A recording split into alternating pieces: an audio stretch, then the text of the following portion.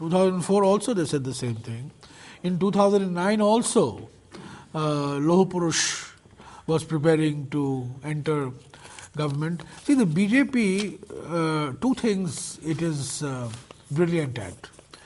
One, it's a master of hype, okay, and two, it's always a victim of premature articulation, premature celebration.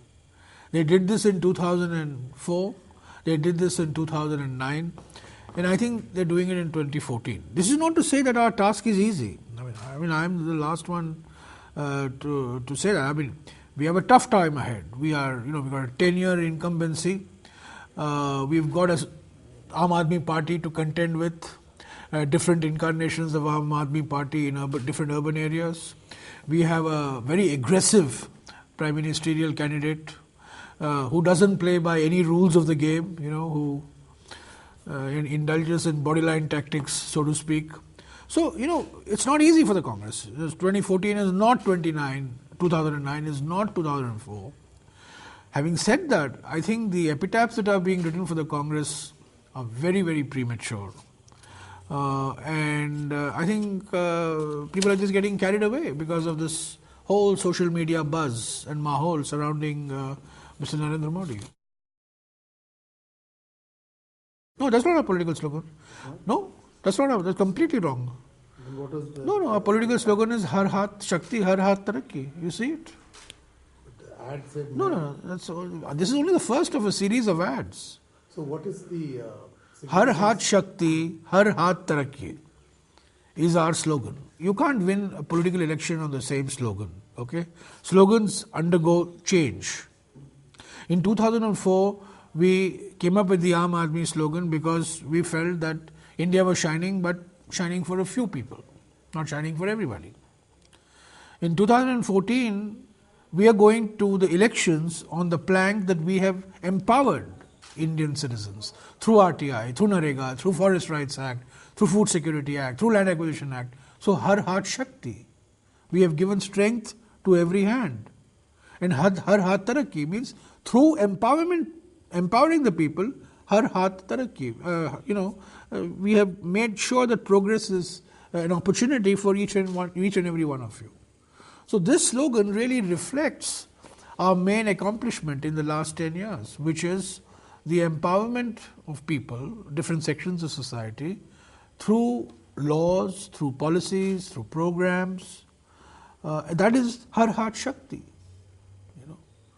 That Main Nahi Hum is not the slogan. The political slogan for the 2014 campaign is Har Haath Shakti, Har Haath Tarakki.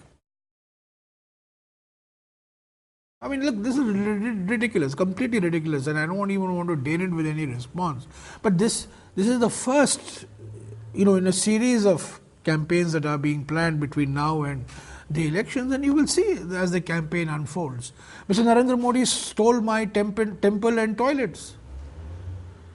I mean, do I go around tom-tomming the fact that, I was the first one who said that India needs more toilets and temples? He said it I said it both in Hindi and English. He said it only in Hindi. So, I mean, Aam Aadmi. Let's take Aam Aadmi for that matter. Aam Aadmi was our concept. Then suddenly you had Aam Aadmi Party. Do we claim intellectual property on the word Aam Aadmi? And what is this intellectual property over Main Nahi Hum? For us, Main Nahi Hum is a defining philosophy for our leadership, for Mr. Gandhi. For Mr. Modi, Main Nahi Hum is only a slogan. Everything about Mr. Modi's campaign is main. I. Even today's newspaper as we speak, on the occasion of the Election Commission Day, he has appropriated it with a big photograph of himself, I. So his practice is not Main Nahi Hum. His practice is main hi main, mere alawa aur koi nahi. Inequality is structural in India. Okay, inequality is you're born unequal because of the caste system, the accident of birth, and so on. So it's not easy to ensure equality of opportunity overnight. But in my view, in the last 10 years, You see the falling poverty ratios. You see the increase in access to higher education. Gross enrollment ratio in higher education was 10% 10 years ago. It's 20% today. It's doubled in a 10-year time frame. That shows increasing equality of opportunity. You see the vast expansion in health infrastructure. That shows decreasing. I'm not saying that we are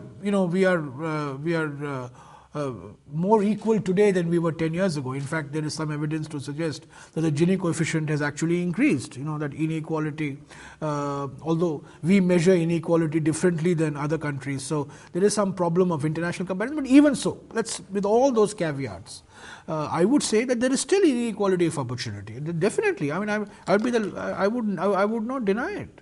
But this is an ongoing, continuing process. The fact that today we are giving scholarships to every month to 1 crore boys and girls belonging to scheduled castes and scheduled tribes, and 1 crore minority youth get scholarships every month, that is an attempt at ensuring equality of opportunity and making growth inclusive.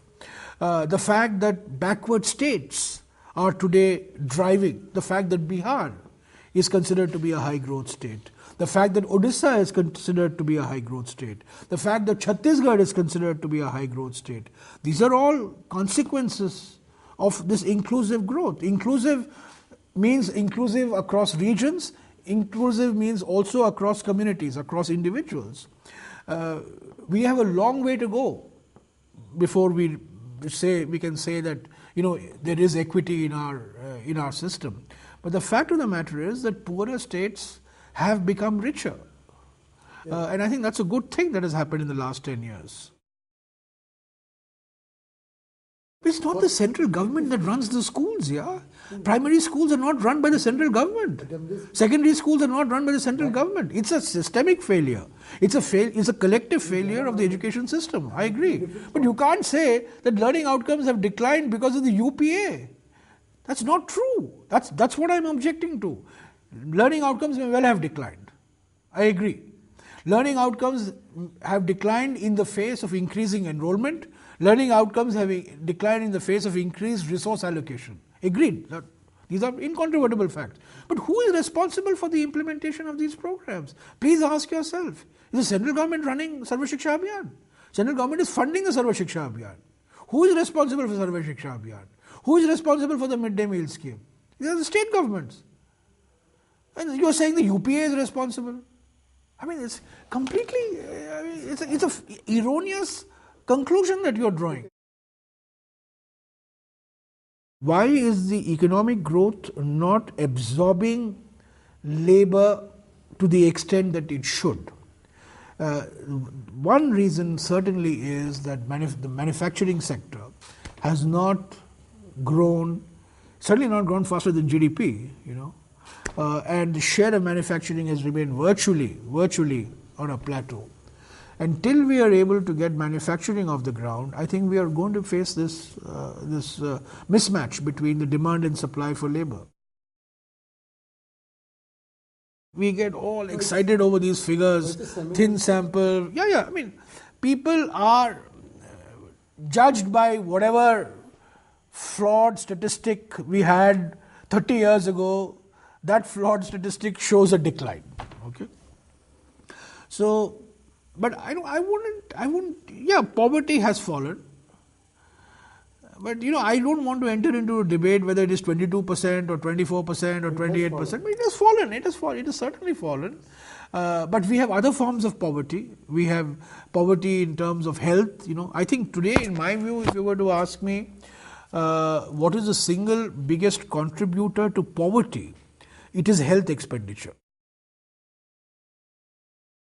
I think new government should make GST the top priority. It's very unfortunate that it was a manifesto promise in 2009. We could not fulfill that manifesto promise. We have got a constitutional amendment bill. The standing committee report is there. But Narendra Modi, incidentally, the great champion of economic reforms, has opposed the GST. But I hope that whatever the shape of the new government, GST would form part of the fiscal reform agenda. And in terms of the developmental agenda, it would be this focus, wealth to health,